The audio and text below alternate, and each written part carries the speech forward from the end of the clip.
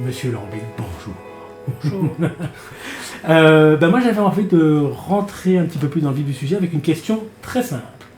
Pourquoi dessinez-vous? Parce que je ne sais rien faire d'autre. À quel moment vous vous êtes dit ça va devenir mon métier? Ah, celui qui m'a donné envie de faire de la BD, c'est celui qui est affiché là-bas, c'est JG. Et c'est par l'intermédiaire de son frère, qui était instituteur ici à Tamines, que je suis entré chez Dupuis. J'ai dessiné quelque chose comme, je ne sais plus combien, mettons une vingtaine d'albums d'une histoire qui s'appelait Sandy. Je ne relis jamais mes albums. D'accord. Jamais. Pourquoi? Je n'ai jamais relu un album. Et pourquoi? Comme ça m'intéresse pas. Oui, c'est ça. Vous avez encore des albums que vous sortez ou des choses qu'on Il y en vous a commande? il y en a un qui va sortir en octobre. Ah oui, c'est ça. Il est fait. Donc vous continuez Terminé. toujours? Ben oui. Ah bah c'est formidable, moi je trouve. Vous travaillez sur quelque chose maintenant pour le moment là qu'on pourrait même voir? Bon, ça. De l'aquarelle. Vous savez. Ça va? C'est surtout Cauvin qui invente des histoires. Oui, c'est ça. Parfois, je lui racontais quelque chose. Je me suis cassé la gueule dans l'escalier. Et il en faisait un scénario. Moi, j'essaie par tous les moyens de faire quelque chose de très clair. Qui est lisible au premier coup d'œil. Il n'y a pas besoin de revenir. Maintenant, la BD, elle doit être sérieuse.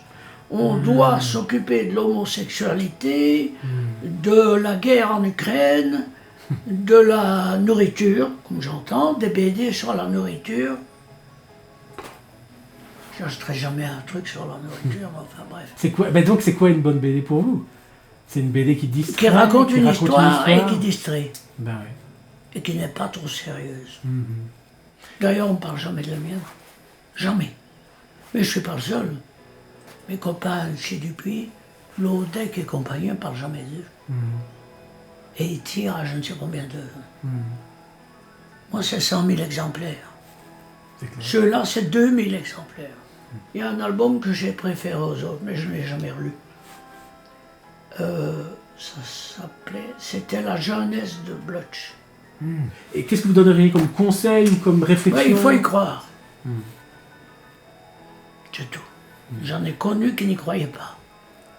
Et de très bons dessinateurs, mais qui ne croyaient pas à la BD. Mon ami... Oh, mais j'ai un dessin, lui, quelque part, là. La BD, c'est quelque chose... Ça doit se vivre. J'allais dire comme un film. Comme un acteur dans un film. Le réalisateur aussi doit vivre ça. Il y a beaucoup de mauvais, d'ailleurs. Mais il y en a de bons. Et alors... quand vous avez encore une fois, on verra ça tout à l'heure, mais chaque image, on la vit. Donc en gros là-bas vous me disiez que c'était une caricature de vous. Oui. Faite par qui? Son nom, c'était Joseph Gillin. Oui, mais sur le plan... Quand je vous ai eu au téléphone, vous m'avez dit, j'ai dit je suis ravi de vous rencontrer, vous m'avez dit vous réduisez pas trop. Alors que c'est super sympa, franchement, depuis tout à l'heure, vous nous racontez des trucs super chouettes. On m'a offert un truc là-bas. C'est quoi? C'est un dessin de Cyrus, qui est mort depuis quelques années. Et on me voit photographier avec lui dans le fond. Ah là? Oui. Ah. C'est celui qui a fait l'épervier bleu dans Spirou. L'épervier Et bleu? là, c'est une planche en original de lui. Et c'est un galériste de Bruxelles qui m'a offert ça. Alain Huberti. Là, c'est un Français excellent comme dessin. Ah oui, ça c'est va. Super très beau. beau. Je vais le voir quand on va fêter mes 90 ans, si je suis toujours vivant, chez Dupuis.